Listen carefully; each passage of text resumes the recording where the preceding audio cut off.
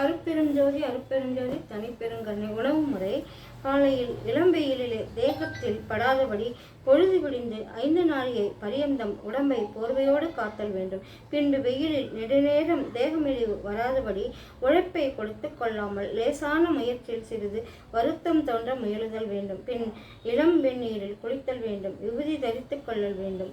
அருட்பெருஞ்சோதி. இதில் நம்ம கிழங்குகளை உண்ணாமல், கிழங்குகளை பூமிக்கடியில் விளையிற கிழங்குகளை உண்ணாமல் பூமிக்கு மேலே விளையிற உணவுகளை தான் உண்ண சொல்கிறாரு. அதில் கருணங்கிழங்கை தவிர மற்ற எந்த கிழங்கையும் நம்ம சாப்பிடக்கூடாது.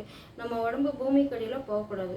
நம்ம உடம்பு நித்திய தேக உடம்பாகணும். அதுக்கு நம்ம என்ன செய்யணும்னா, முதல்ல நம்ம உணவு முறைகளை மாற்றினாலே நம்ம உணவு தேகம், நம்ம உடம்பு தேகம் நீடித்து இருக்கணும். அதனால தான் உணவை பற்றி வள்ளலார் வலியுறுத்தி சொல்கிறாரு.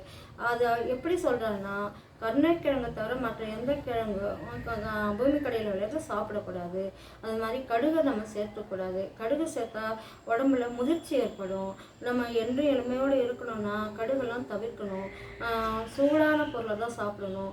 நெத்தியில் நமக்கு ஐயா சொல்கிறார், புருவ மத்தியில் நம்ம டெய்லி படிக்கணும். அதுவும் வள்ளலார் புத்தகத்தை 6ஆம் திருமுறையில் எது வேணாலும் நம்ம படிக்கலாம். படிக்கிறதுனால நமக்கு அந்த அருளாற்றல்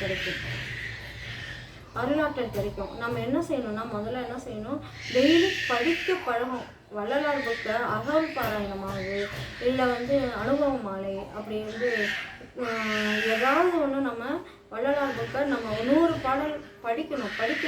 படிக்க சுத்த உஷ்ணம் ஏற்படும். வள்ளலார் அது எப்படின்னா,